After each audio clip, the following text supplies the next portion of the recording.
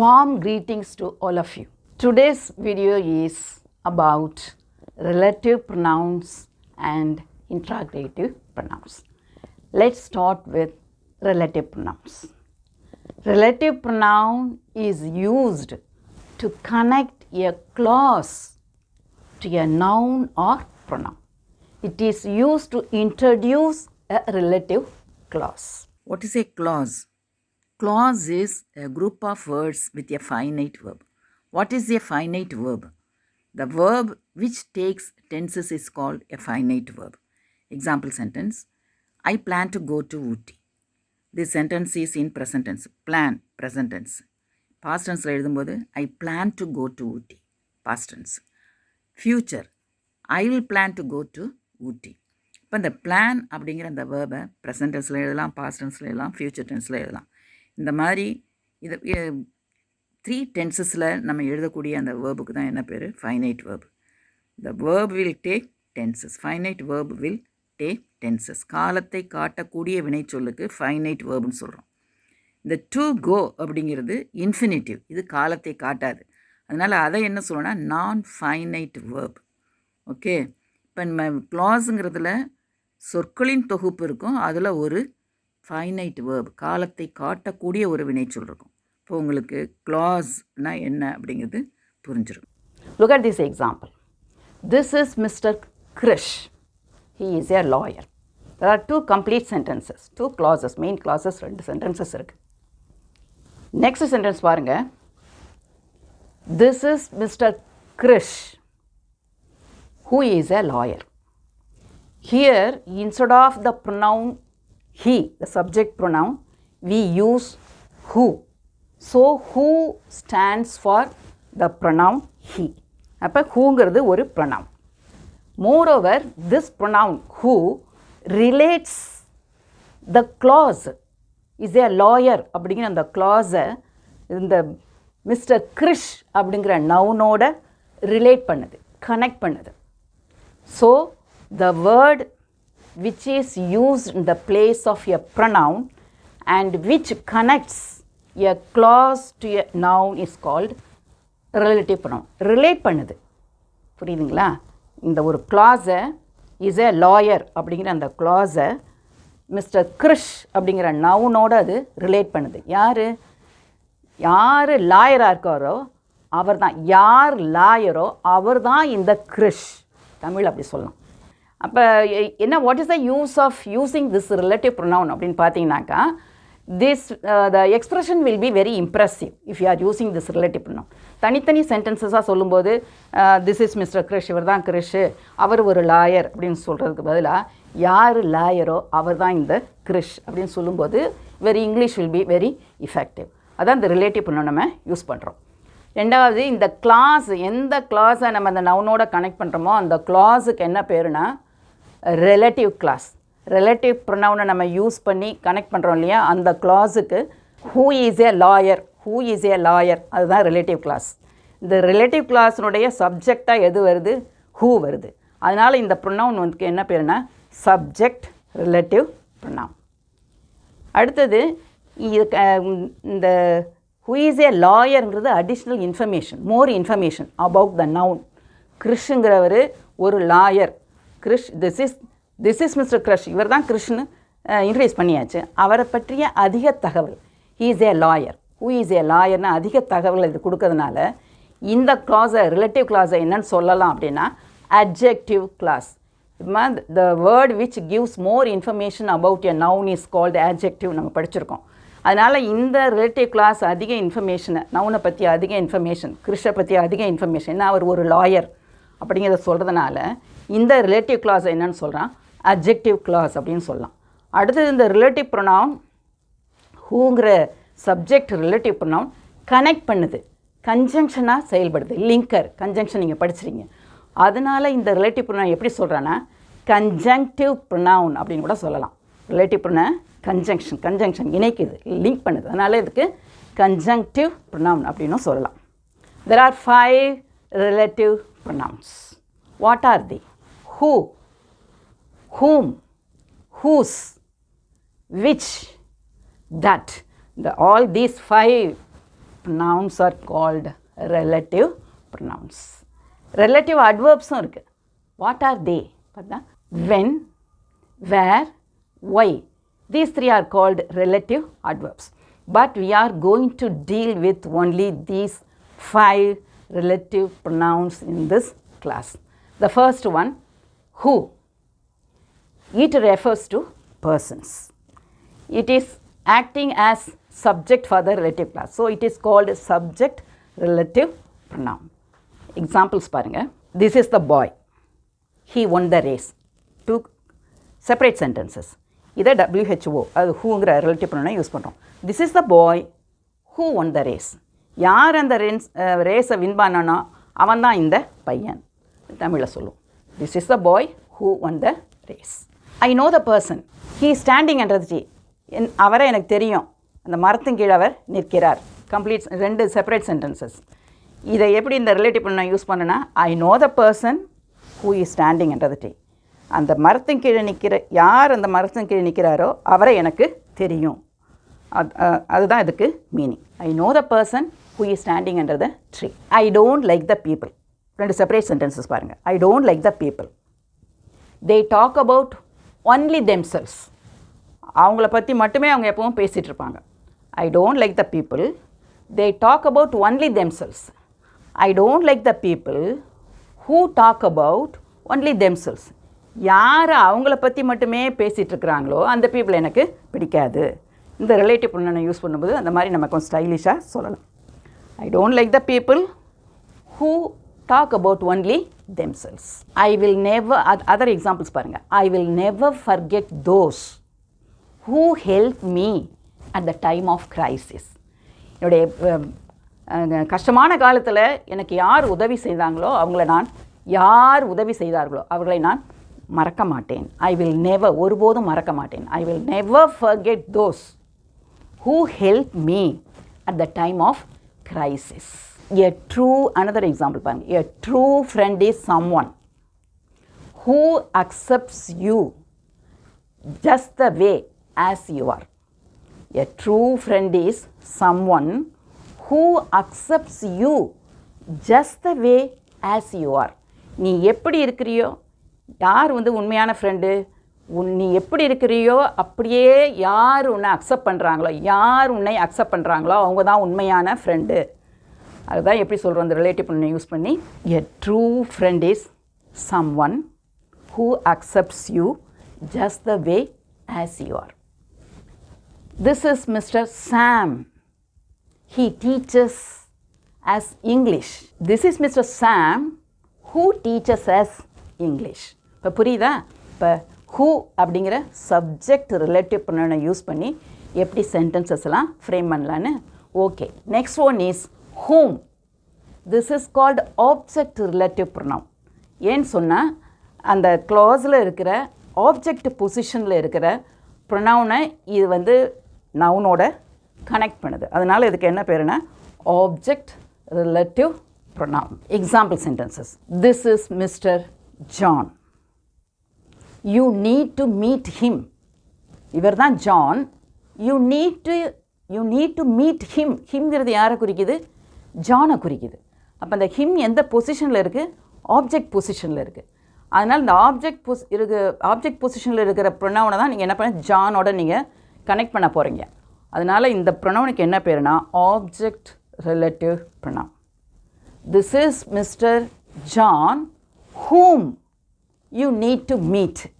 யாரை நீங்கள் சந்திப்பது அவசியமோ அவர் தான் இந்த ஜான். யாரை அப்படிங்கும்போது இது ஆப்ஜெக்ட் பொசிஷனில் இருக்கிற ப்ரொனவுனை ரெஃபர் பண்ணுறதுனால இந்த ப்ரொனவுனுக்கு என்ன பேர் அப்படின்னா object relative pronoun whom. This is Mr. John whom you need to meet. Other examples பாருங்கள். I don't know the person whom you refer to. நீங்கள் யாரை ரெஃபர் பண்ணுறீங்களோ அந்த பர்சனை பற்றி எனக்கு எதுவும் தெரியாது. I don't know the person whom you refer to. Mother is the one whom God create as the personification of selfless love. தன்னலமற்ற அன்பின் மொத்த உருவமாக யாரை கடவுள் உருவாக்கிறாரோ அவர் தான் அம்மா. புரியுதா? ஹூமை நம்ம எப்படி யூஸ் பண்ணுறோன்னு. sometimes the people whom we trust more, யாரை நாம் அதிகமாக நம்புகிறோமோ, யாரை நாம் அதிகமாக நம்புகிறோமோ அவர்கள் நமக்கு துரோகம் செய்வார்கள். Sometimes the people whom we trust more may betray us. புரியுதா? இப்போ whomங்கிறது ஆப்ஜெக்ட் பொசிஷனில் வர்றதுனால, ஆப்ஜெக்ட் பொசிஷனில் ப்ரொனவுனை ரெஃபர் பண்ணுறதுனால இந்த ப்ரொனவுன், இந்த relative pronoun object relative pronoun அப்படின்னு சொல்கிறோம். இப்போ இந்த எக்ஸாம்பிள்ஸ்லாம் உங்களுக்கு நல்லா புரிஞ்சிருக்கும்னு நினைக்கிறேன். Third one, whose. Whose is used. This relative pronoun is used to refer to persons, animals and things. Let's see few examples. This is Vikram. His father is an architect. இது எப்போவுமே இந்த whose அப்படிங்கிற relative pronoun எதனோட connected அப்படின்னு சொன்னால் possession. It shows possession. This relative pronoun whose shows possession, ஒரு உடைமையை குறிக்கும். அப்போ அந்த கிளாஸில் பொசசிவ் ப்ரொனவுன் வந்ததுன்னா அந்த பொசசிவ் ப்ரொனவுனை எதால் நம்ம ரீப்ளேஸ் பண்ணுறோன்னா இந்த whose அப்படிங்கிற ரிலேட்டிவ் ப்ரொனவுனால யூஸ் பண்ணுறோம். Okay, this is my friend Vikram. His father is an architect. His father is an architect. His possessive pronoun. இந்த ஹிஸ்ஸுக்கு பதிலாக தான் நம்ம இந்த whose அப்படிங்கிற ரிலேட்டிவ் ப்ரொனவுனை யூஸ் பண்ணுறோம். This is my friend Vikram, whose father is an architect. கட்டடக்கலை நிபுணர், architect.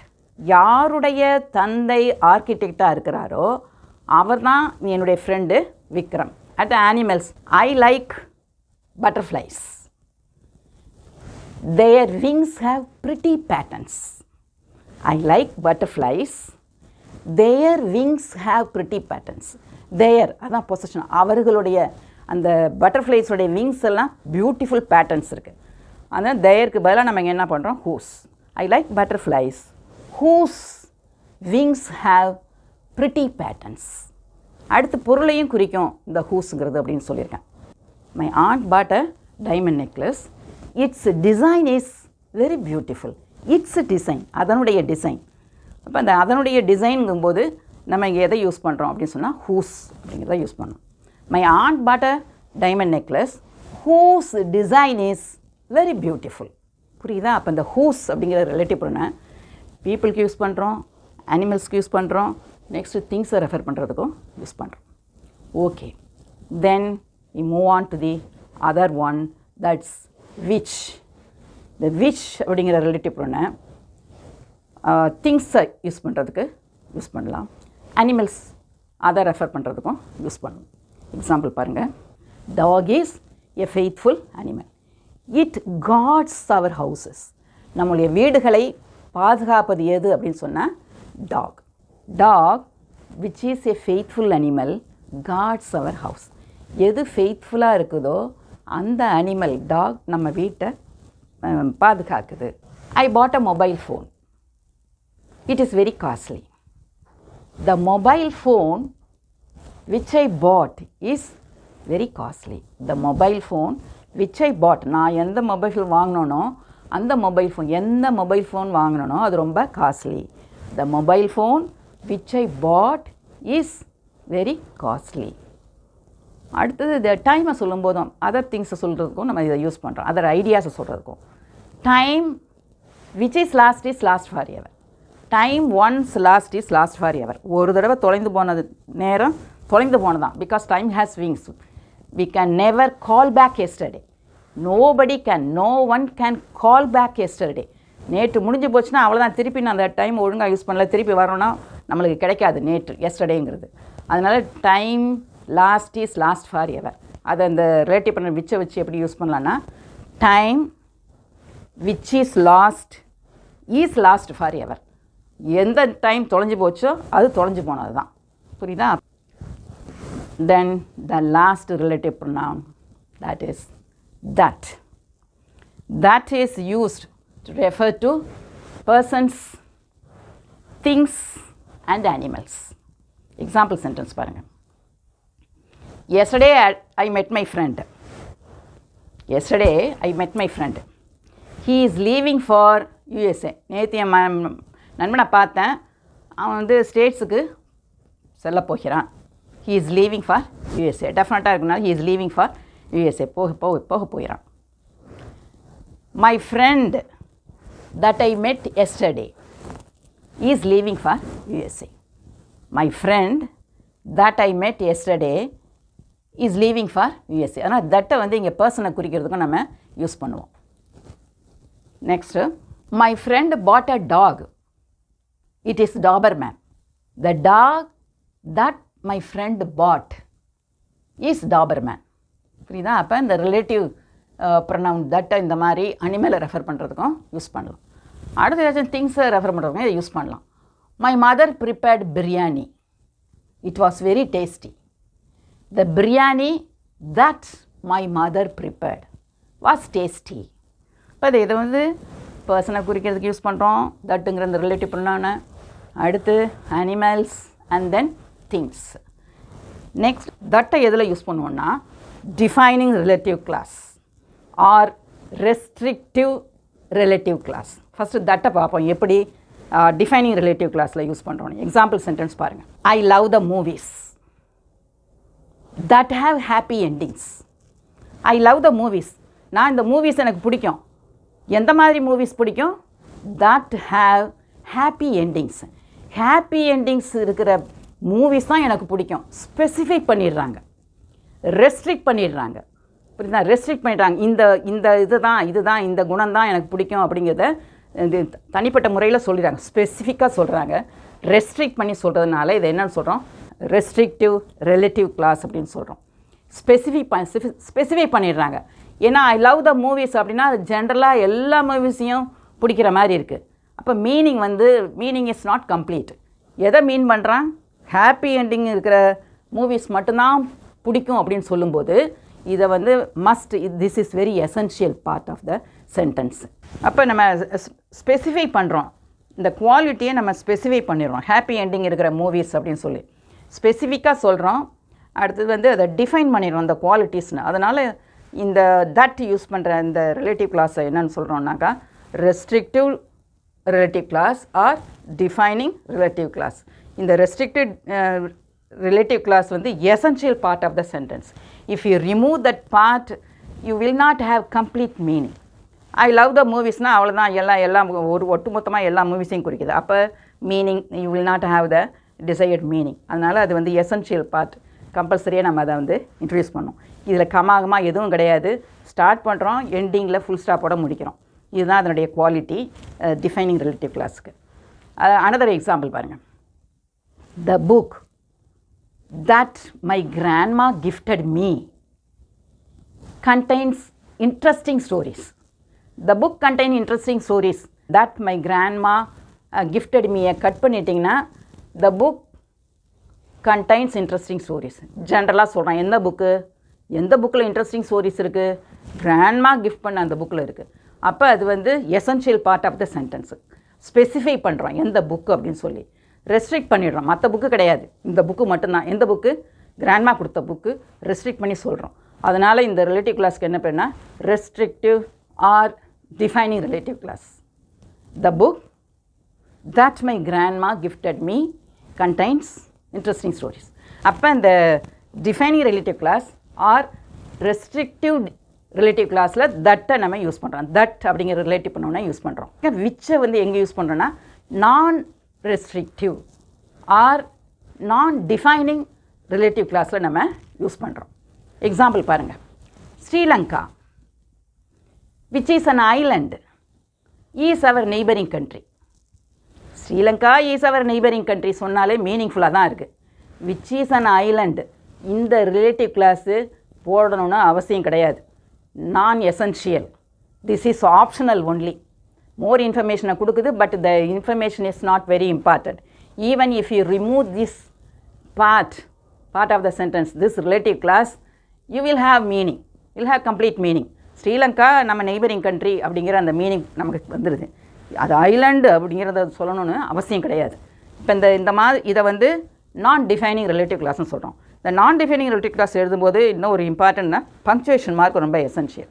Sri Lanka அங்கே ஒரு ஸ்டார்ட் பண்ணும்போது, இந்த ரிலேட்டிவ் கிளாஸ் ஸ்டார்ட் பண்ணும்போது ஒரு காமா, எண்ட் பண்ணும்போது இன்னொரு கமா போடணும். Sri Lanka comma which is an island comma is our neighbouring country அப்படின்னு எழுதணும். வேறஸ் ரெஸ்ட்ரிக்டட் ரிலேட்டிவ் கிளாஸ்க்கு பங்க்சுவேஷன் மாதிரிலாம் போடணும்னு அவசியம் கிடையாது. எண்டில் ஃபுல் ஸ்டாப் மட்டும் வச்சா போதும். அனதர் எக்ஸாம்பிள் பாருங்கள். cow which is a domestic animal gives us milk. cow gives us milk அதுவே போதும். which is a domestic animal போடணும்னு அவசியம் கிடையாது. அது வேணால் போட்டுக்கலாம், அடிஷ்னல் இன்ஃபர்மேஷன் தான். அது போடாமல் விட்டாலும் என்னது the meaning you will have meaning. இப்போ இந்த அதுவும் என்னது cow comma which is a domestic animal comma gives us milk. இது வந்து நான் restrictive relative clause. which is a domestic animal அப்படிங்கிறது நான் ரெஸ்ட்ரிக்டிவ் ரிலேட்டிவ் கிளாஸ். புரியுங்களா? இது வந்து ஆப்ஷனல் தான் ஒன்று. விச்சுங்கிற ரிலேட்டிவ் ப்ரொனவுன் டிஃபைனிங் ரிலேட்டிவ் கிளாஸ்லேயும் பயன்படுத்தப்படும். எக்ஸாம்பிள் பாருங்கள். Time which is lost for ever. இது example for defining relative clause. Time which is லாஸ்ட்னால் எது தொலைந்து போனதோ, எந்த நேரம் தொலைந்து போனதோ அந்த நேரம் நமக்கு திரும்ப கிடைக்காது. அப்போ இந்த டைம்ங்கிறது என்ன மாதிரி டைம் அப்படிங்கிறத டிஃபைன் பண்ணிட்டாங்க. அதை ஸ்பெசிஃபிக்காக சொல்கிறாங்க. என்ன மாதிரி டைம் நமக்கு திரும்ப கிடைக்காது? தொலைந்து போன எந்த நேரம் தொலைந்து போனதோ அந்த நேரம் நமக்கு திரும்ப கிடைக்காது. அதனால் இந்த சென்டென்ஸை வந்து நம்ம டிஃபைனிங் ரிலேட்டிவ் கிளாஸுக்கு எக்ஸாம்பிளாக சொல்லலாம், விச் யூஸ் பண்ணியிருக்கிறோம். பட் ஏன்னா நிறைய டைம் இருக்குது. Play time, working time, leisure time, மாதிரி நிறைய டைம் இருக்குது.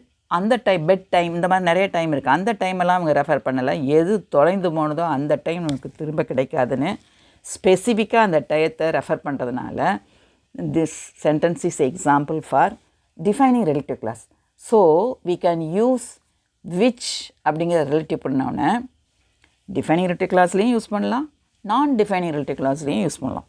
பட் தட்டுங்கிற ரிலேட்டிவ் ப்ரொனவுனை we will use only in defining relative. உங்களுக்கு புரியுதுல்ல? Next we shall proceed to interrogative pronouns. Interrogative pronouns are used to ask questions. இதுவும் அதே மாதிரி தான் ரிலேட்டிவ் ப்ரொனவுன்ஸ் மாதிரி அதே தான் யூஸ் பண்ணுறோம். But they have difference in usages in sentences. எதெல்லாம் பாருங்கள். Interrogative pronoun who, whom, whose, which, what. All these 5 pronouns are called interrogative pronouns.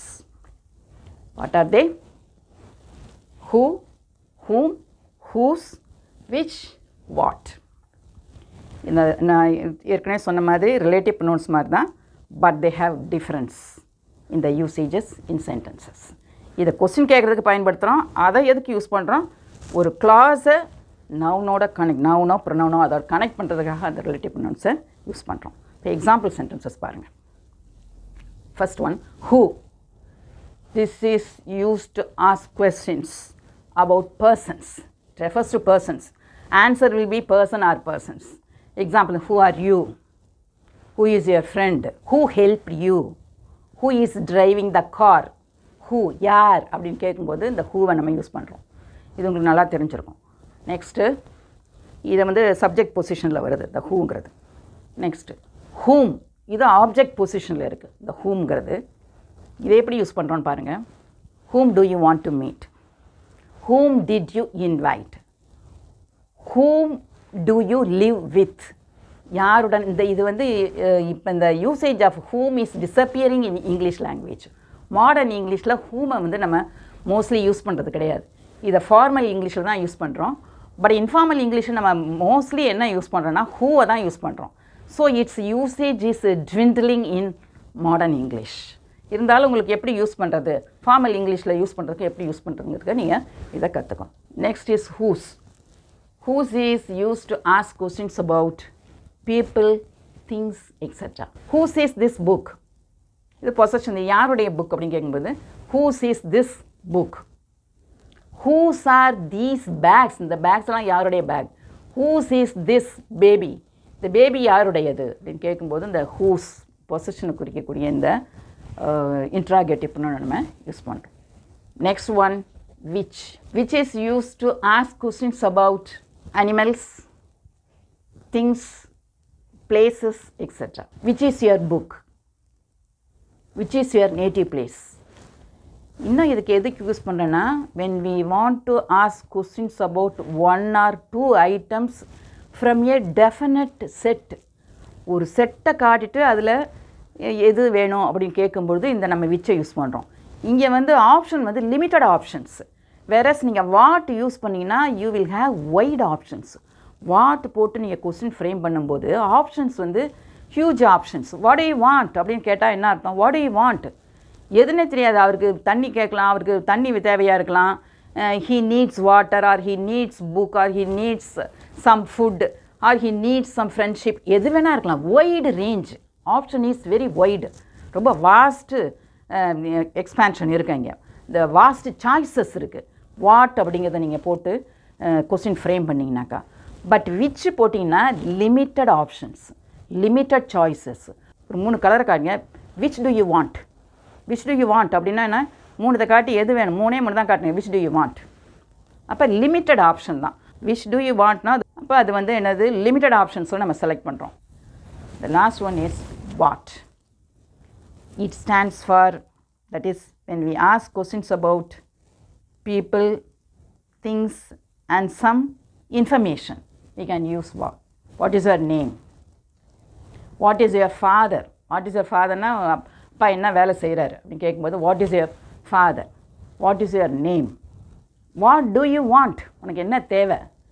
அப்புறம் வாட் இஸ் எ டிரான்ஸ்ஃபார்மர். ஏதோ ஒரு பொருளை பற்றி கேட்கும்போது இன்ஃபர்மேஷன் வேணும் அப்படிங்கும்போது வாட் இஸ் எ டிரான்ஸ்ஃபார்மர் கேட்கலாம். அடுத்தது what is your idea, what is your proposal, what is your plan.